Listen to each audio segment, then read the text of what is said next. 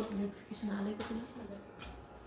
आनंदे दत्तात्रे देवदेव श्री सर्वज्ञ दासो पंत स्वामी महाराज की जय, सब संतन की जय, सद्गुरु आनंद स्वामी महाराज की जय। श्रेयो हि ज्ञानम अभ्यासास ज्ञानात ध्यानम विशिष्यते, ध्यानात कर्म फलत्यागस्त्यागा शांतिरनंतरम। या पदावरती भाष्य करताना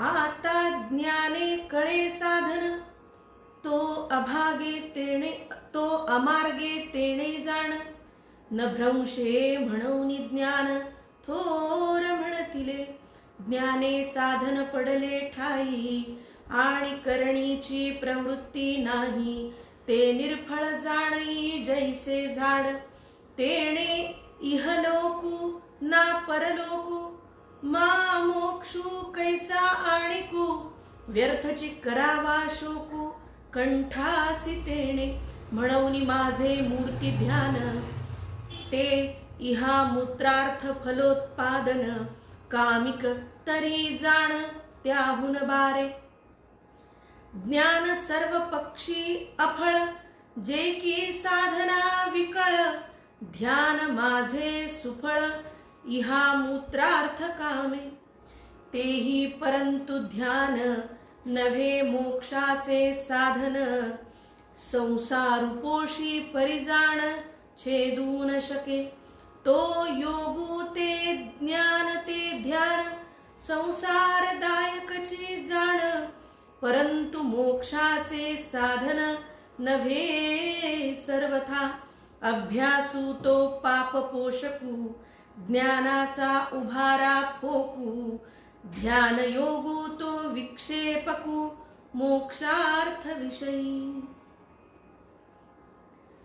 ज्ञान कळाल्याच्या नंतर ज्ञानानं साधन कोणतं करावं हे कळतं, आणि अमार्गाने तो भक्त जात नाही, तो साधक जात नाही, त्याचा बुद्धिभ्रंश होत नाही, आणि म्हणून ज्ञान थोर म्हणतिले, म्हणून हे ज्ञान महत्वाचं आहे।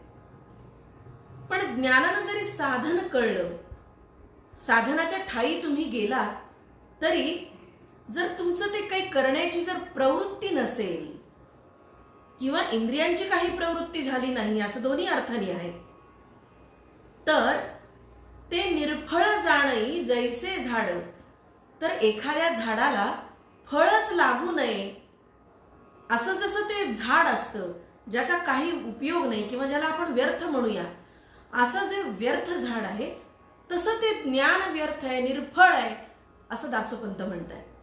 मग त्याच्याने होईल काय?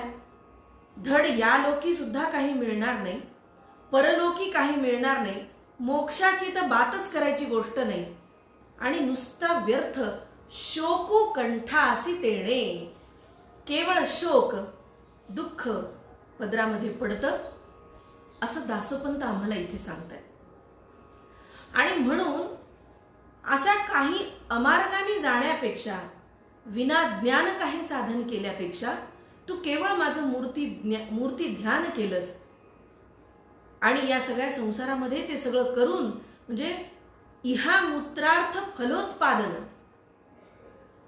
तुझ्या संसाराच्या गृहस्थाच्या आश्रमामध्ये तुझे जे जे विहित कर्तव्य आहेत त्या सगळ्या कर्मांच्या सोबत तू जर हे केलंस, तरी हे काम्य जरी असलं, इच्छेसाठी जरी असलं, इंद्रियांच्या भोगासह असलं, तरी सुद्धा म्हणून माझे मूर्ती ध्यान त्याहून बारे, हे त्यापेक्षा म्हणजे भरकटच जाण्यापेक्षा, काहीच न मिळाल्यापेक्षा किंवा निर्फळ झाड झाल्यापेक्षा कितीतरी चांगलं आहे, कितीतरी थोर आहे असं दासोपंत म्हणतात।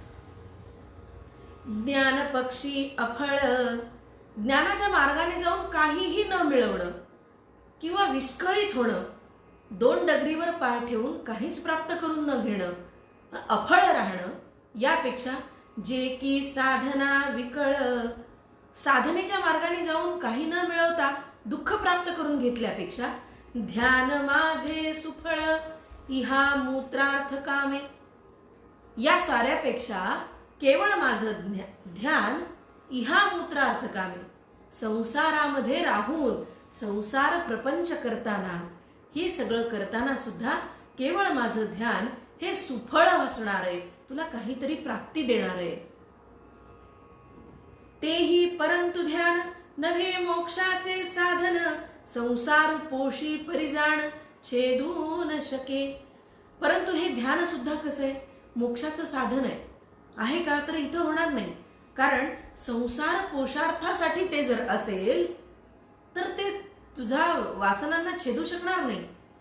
त्यामुळं संसारात राहून वासना न ठेवता हे सारं कसं करायचं, तो योगू ते ज्ञान ते ध्यान, संसारादायकची जाण, परंतु मोक्षाचे साधन नव्हे सर्वथा.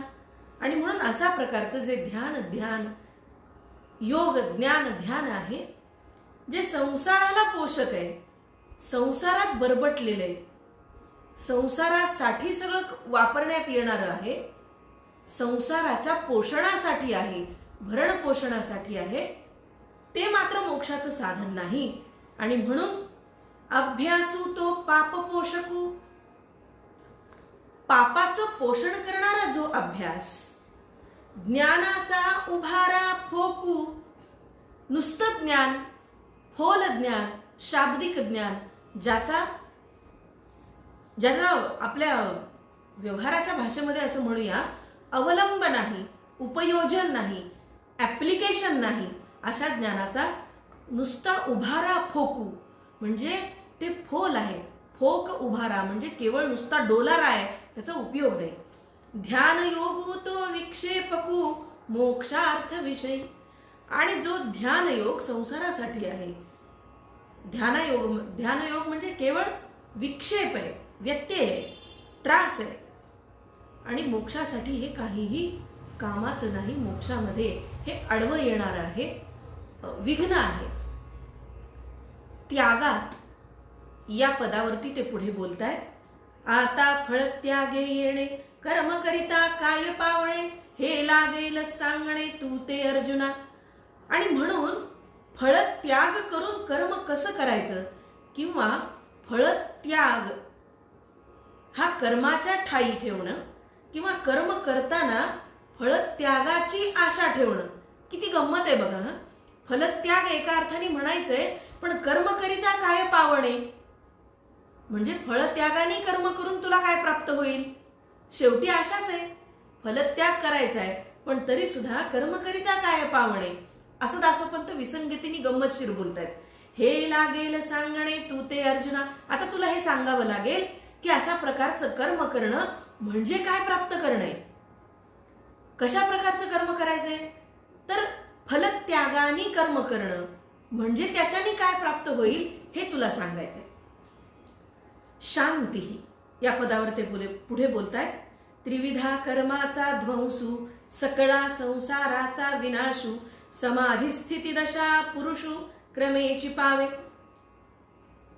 आणि याच्यामुळे शांतीचा लाभ आहे.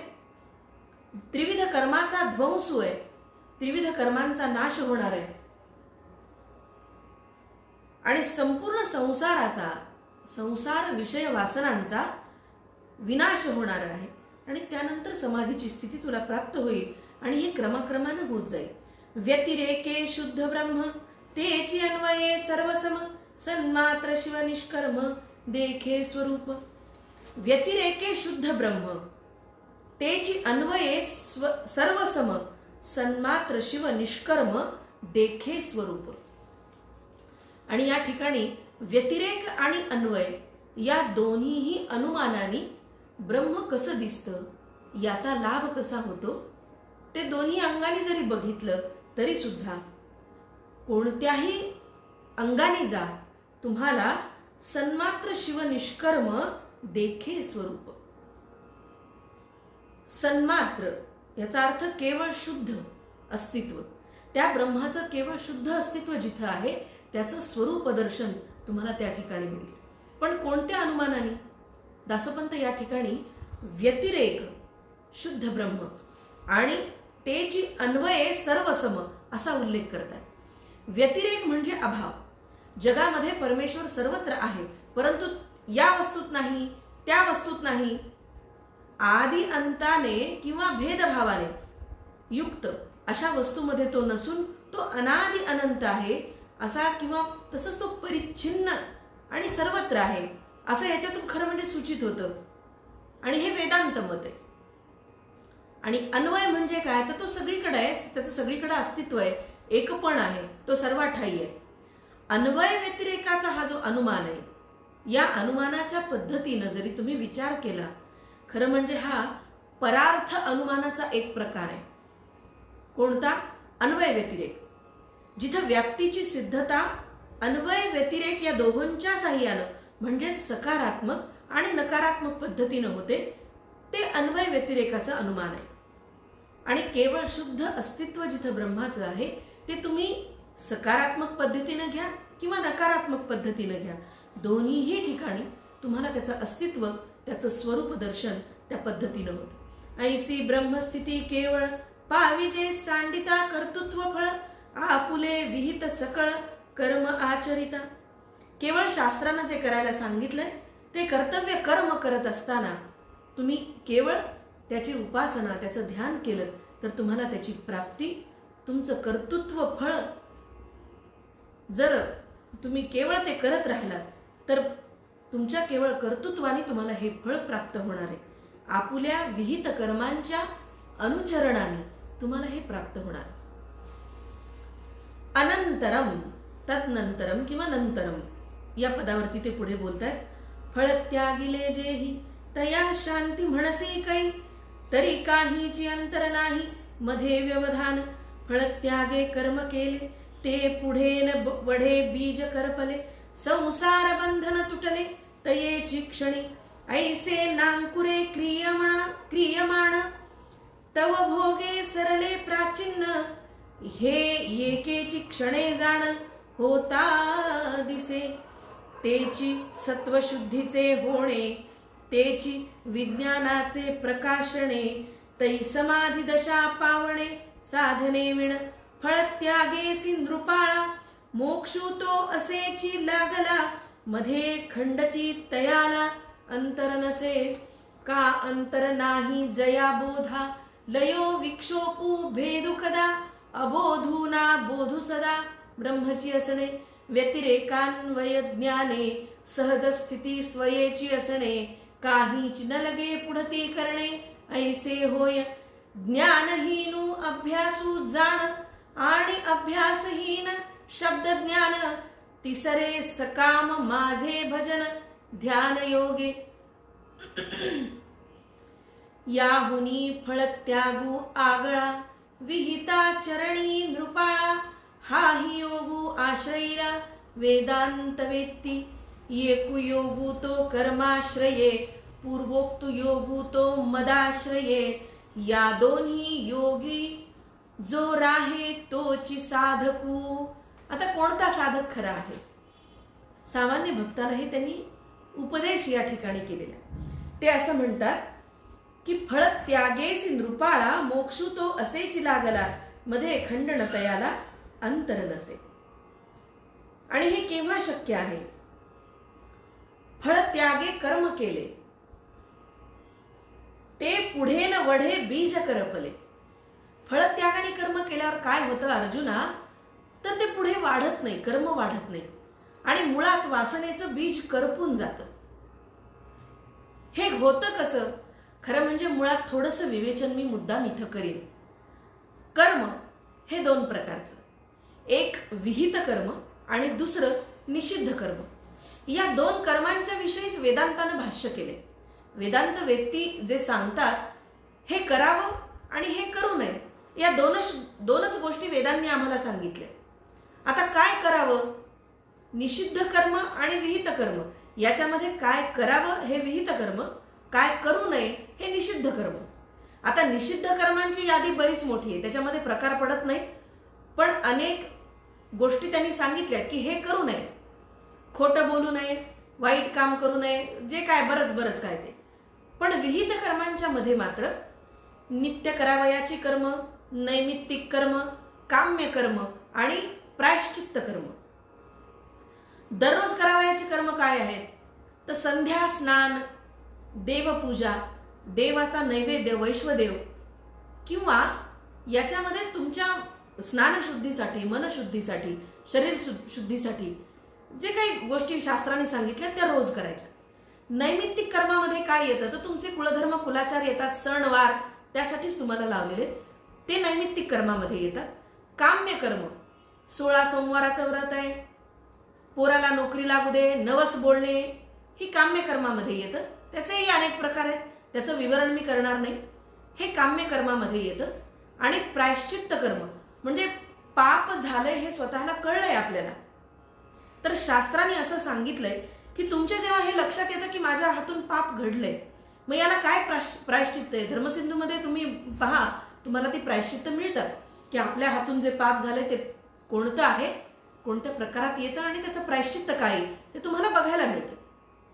उदाहरणार्थ, झाशीच्या राणीनी तिचे पती जेव्हा निधन पावले त्यावेळेला खरं म्हणजे ती अवघी 22 वर्षांची होती, तरुण वय होतं.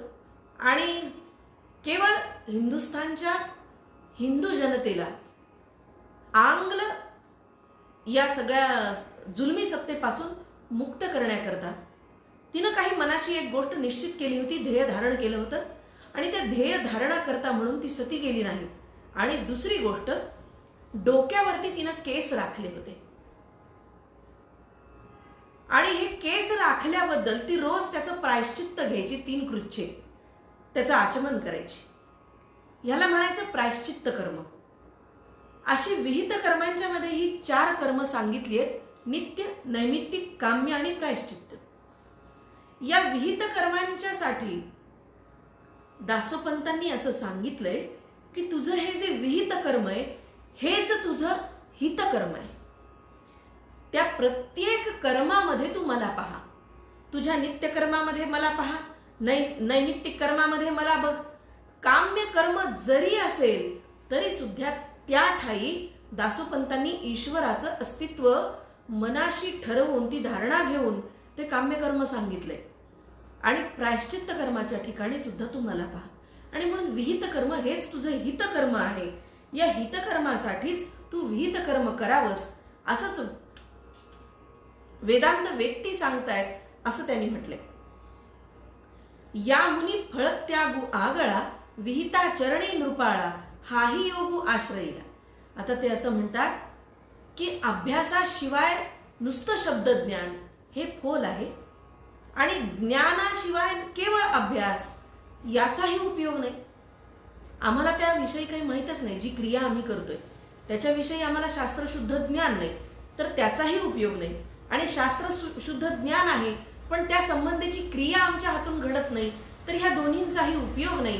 तेव्हा दासोपंत म्हणतात, ज्ञानहीन अभ्यासू जाण आणि अभ्यासहीन शब्द ज्ञान, तिसरे सकाम भजन ध्यान योग. भजन करतोयस तू पण ते सकाम आहे, म्हणजे फळाची आशा ठेवू नये. तर या तिन्ही गोष्टींचा उपयोग नाही. आणि म्हणून वेदांत व्यक्ती काय सांगतायत, तू जो तुला पूर्वी जो सांगितला होता तो कर्माश्रय, त्यानंतर तू माझा आश्रय घेऊन काही करावंस हे तुला सांगितलं.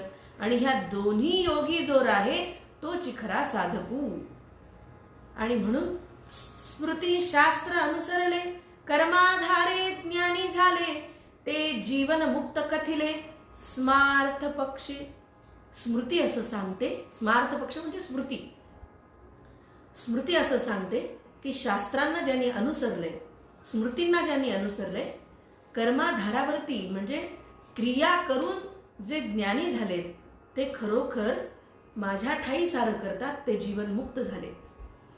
एक मदाधारे अभ्यासिती, ज्ञानयोगे माते पाविती, मीची होऊन असती ते भागवत जन. एवं कर्म भक्ती ये दोन्ही, साधने सारिखीची ज्ञानी, तिसरे येथे नाणी पापरूप. ऋषी मार्गे का भक्ती मार्गे, तुवा वर्तावे अर्जुना उगे, माझी ये प्राप्ती जोगे तिसरे नसे. ऋषी मार्ग अवलंबावा, भक्ती मार्ग अवलंबावा, की तू माझ्या ठाई एकरूप होऊन तू उगाच वर्तावं. या तिन्ही मार्गांनी माझ्या प्राप्तीसाठी तू काय करावंस याशिवाय दुसरा तिसरा कुठलाही मार्ग नाही. तू म्हणशील वीरपती, तू ते प्रियू कवणू आथी, तरी माझा भक्त योगी तो अति प्रियू माते. आता तया प्रियाचे ऐक लक्षण भक्ताचे, सांगेन पाडाचे अर्जुना तुझ प्रती. आता अर्जुना तू असं म्हणशील मला तुम्ही 2-3 मार्ग हे सांगतायत की ज्ञान आहे पण ते केवळ शाब्दिक आहे, क्रिया नाही. क्रिया आहे पण त्याचं ज्ञान नाही. भक्तियोग आहे, ध्यानयोग आहे, मूर्तीचे सगुणाची उपासना आहे, पण या भजनामध्ये आसक्ती आहे, संसाराची आसक्ती आहे, माझी आसक्ती नाहीच आहे त्याच्यामध्ये, आणि या तिन्हींचाही काही उपयोग नाही. मग तुमची आसक्ती म्हणजे केवळ भजनामध्ये सुद्धा ईश्वराची आसक्ती, ध्यानामध्ये कर्म आणि कर्मामध्ये ज्ञान, या सगळ्या गोष्टींचा अवलंब करणाऱ्यांच्यामध्ये हे श्रीकृष्णा तुला कोणता भक्त प्रिय आहे असं तू विचारशील. तू म्हणशील वीरपती, तू ते प्रियू कवण आथी, की मग हे श्रीकृष्णा तुला कोणता भक्त प्रिय आहे. आणि तेव्हा ऐक लक्षण भक्ताचे, तुला मी सांगतो की मला जो भक्त प्रिय आहे त्या भक्ताचं लक्षण आता मी तुला सांगतो, ते तू ऐक. अद्वेष्टा सर्वभूतानां मैत्रः करुण एवच, निर्ममो निरहंकार समदुःख सुखक्षमी. सर्व भूतानां या पदावरती दासोपंत बोलतायत. देखोनिया सकळे भूते, तयाच्या ठाई कैसा वर्ते, आपणू देखे तया ते कवणे दृष्टी. मी हे पाहतो काय, देखोनिया सकळ भूते, की माझा भक्त या चराचरामध्ये या साऱ्या जीवमात्र सृष्टीकडे कसा पाहतो. तयाच्या ठाई कैसा वर्ते, तो या साऱ्यांशी कसं वर्तन करतो. आपुणे देखे तया ते कवणे दृष्टी, कोणत्या दृष्टीनं या सर्वांच्याकडे तो पाहतो आहे. अद्वेष्टा या पदावरती ते पुढे बोलतायत. उंचू नीचू भावो सकळांचा, परिद्वेषू न करी कवणाचा, मी पोषकू सर्वांचा आत्मा जाणूनिया. उच्च आणि नीच हा भेदभाव चराचरामध्ये सामावला आहे हे मान्य आहे, पण तरी सुद्धा या सर्वांच्या ठिकाणी हे सगळे वेगवेगळे भाव असूनही कोणाचाही द्वेष न करता मी सर्वांचा पोषक आहे, म्हणजे ईश्वर साऱ्यांचा पोषक आहे, त्या प्रत्येक ठाई आत्मा आहे याची जाणीव तो ठेवतो का. आपुली वाढा वया महंती, पक्ष दुजयाचा दूषिती, आत्मा जाणोनी. आपुलिया आणि अशा प्रकारचा हा जो भक्त आहे तो कसा आहे. आपुली वाढा वया महंती, पक्ष दुजयाचा दूषिती, सभे माझी आक्षेपिती, आरोपिती दूषण. असे असतात काही लोक. राजकारणामध्ये याचं उत्तम उदाहरण आहे की आपलं स्वतःचं वर्चस्व वाढण्यासाठी दुसरा पक्ष कसा वाईट आहे किंवा त्याची चाल, त्याची रीत, त्याची वागणूक, त्याचा आचारधर्म, त्याची संहिता ही कशी चुकीची आहे, कशी वाईट आहे, किंवा प्रजाजनांच्या लोकहिताच्या ती कशी कामाची नाही हे दाखवण्यातच एखादा पक्ष आपलं सगळं सर्वस्व खर्च करतो, आपली ऊर्जा खर्च करतो. आणि म्हणून दासोपंत म्हणतात आपली स्वतःची महती वाढण्यासाठी आपुली वाढावया महंती, पक्ष दुजयाचा दूषिती, दुसऱ्याची बाजू कशी चुकीची आहे, वाईट आहे, दोषपूर्ण आहे हे सांगतो जो सभेमध्ये म्हणजे सगळ्यांच्या समक्ष त्यांच्यावरती जो आक्षेप घेतो, दूषणांचं दोषांचं आरोपण करतो. दूषणीची दृष्टी अर्जुना, न पाहती परावया गुणा, वर्मवादी ते आपण मानिती. मी स्वतः किती वर्मवादी, तत्ववादी, श्रेष्ठ आहे हे सांगण्यासाठी दूषित दृष्टीनं इतरांकडे पाहून दुसऱ्यांचे गुण प्रशंसाही न करता ते दोष कसे आहेत हे जो दाखवतो ते सान्निध्य ही पावले, भक्त परी नरकी घातले, परद्वेषे असती विटाळले पापरूप. आणि अशा प्रकारचे हे जे साधक आहेत, जे माझे भक्त म्हणवतात, असे भक्त नरकामध्ये जातात, ज्यांचं सान्निध्य पावल्यानंतर अशा लोकांचं परद्वेषे असती विटाळले, इतरांचा द्वेष आणि दोष दाखवण्यातच हे संपूर्ण देहाला मनाला विटाळून टाकतात आणि हे पापरूप होऊन जातात. अभिमानाचा दोषू अंगी, तो काम क्रोधाचा नित्य संगी, मग आत्म महत्वा लागी दूषी परावया. स्वतःचं अस्तित्व सिद्ध करण्यासाठी, स्वतःची श्रेष्ठतमता दाखवण्यासाठी, त्याचं प्रकटन करण्यासाठी, आपल्या स्वतःच्या महत्वासाठी इतरांना दूषण देणारा, दोष सांगणारा, काम क्रोधाचा नित्य संग करणारा, अभिमान स्वतःच्याच अंगी असणारा, हा दोष बाळगणारा असा जो भक्त आहे, तो कसा आहे? तो दैत्यू तो राक्षसू, नव्हे अर्जुना माझा दासू, जया साहे अंगी स्पर्शू अभिमानाचा.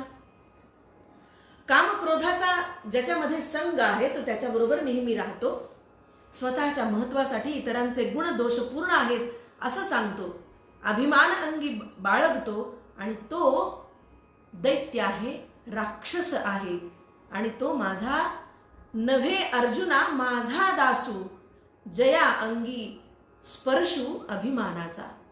ज्याच्या मनामध्ये, ज्याच्या देहामध्ये सुद्धा अभिमानाचा थोडा जरी स्पर्श होत असेल तर तो माझा भक्त नाही, असं दासोपंत स्पष्टपणे श्रीकृष्णाच्या मुखातून अर्जुनाला सांगताय.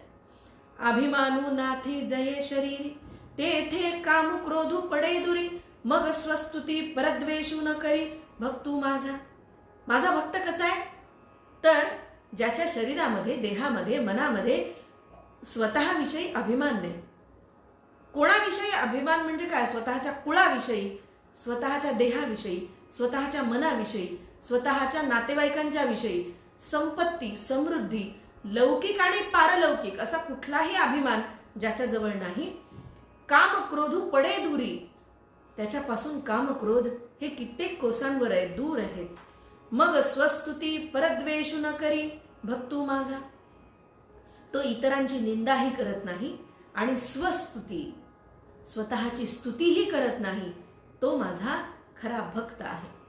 आपणाचे ऐसे समान, ईश्वराचे म्हणे जन, ते येथे ज्ञान वैराग्य धन, तया ईशाधीन.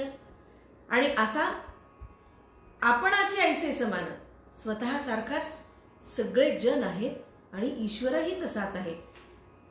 ईश्वराचे भारत माझा देश आहे यापेक्षा हे विश्वची माझे घर असं म्हणणारा आणि सारे भारतीय माझे बांधव आहेत यापेक्षा विश्वातील, या सृष्टीतील,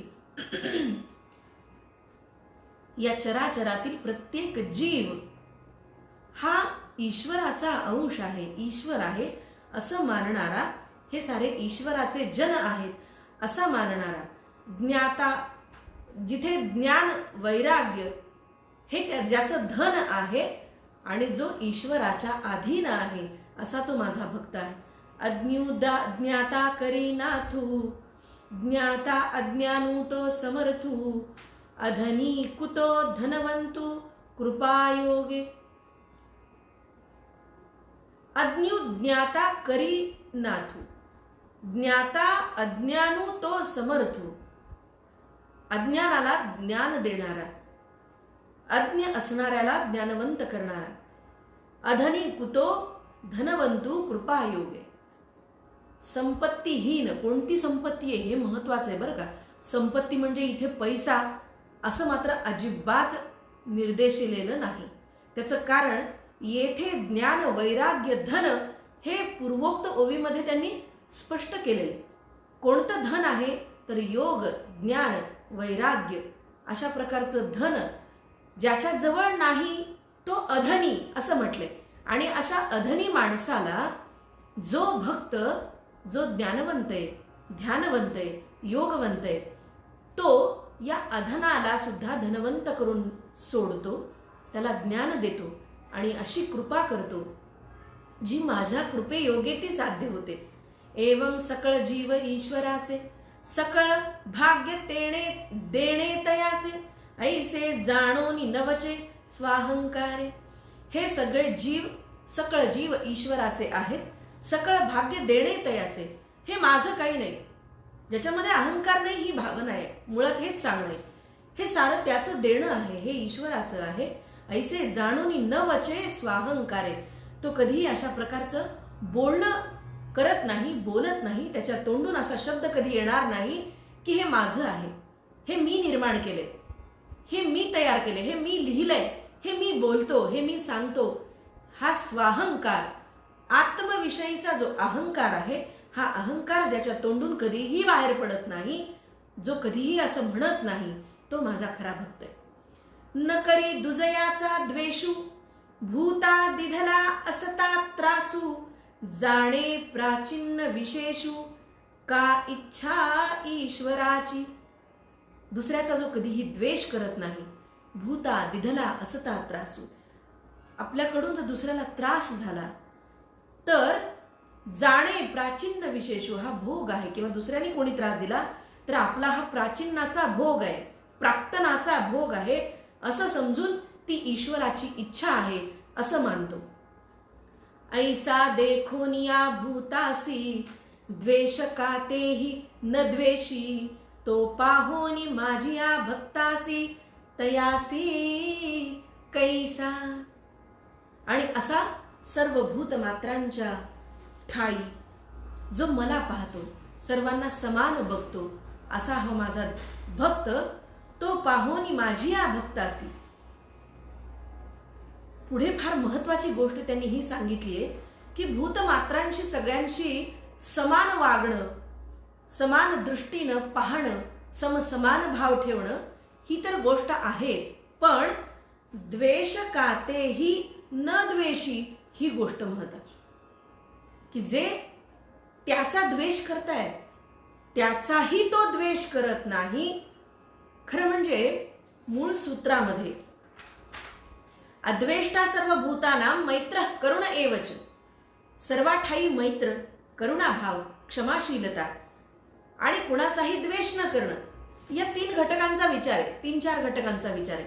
पण दासोपंत एखादा दोऱ्याचा गुंता किंवा पारिभाषिक संज्ञा तुमच्या पुढे ठेवल्या गीतेनी आणि त्या संज्ञांची उकल दासोपंत मोठ्या सुसूत्र पद्धतीने आम्हाला करून दाखवतात आणि सांगतात मैत्र म्हणजे काय, करुणा म्हणजे काय, अद्वेष्टा सर्व भूतानां, भूतानां म्हणजे नेमकं काय, याचा विचार दासोपंतांनी अतिशय सूक्ष्मपणे विवरणात्मक पद्धतीने आमच्या पुढे मांडलाय.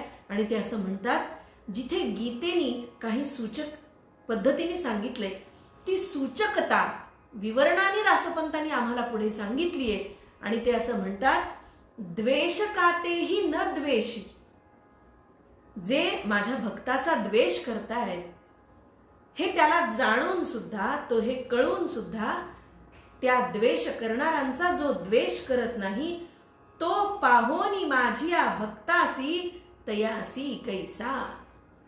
अशा भक्ताला मी जेव्हा पाहतो तेव्हा त्याला मी कसं असं सोडेन बरं, कृपा केल्याशिवाय मी त्याच्याशी असा कसा वागेन बरं, तयासी कैसा. आणि तो माझा खरं म्हणजे प्रिय भक्त आहे.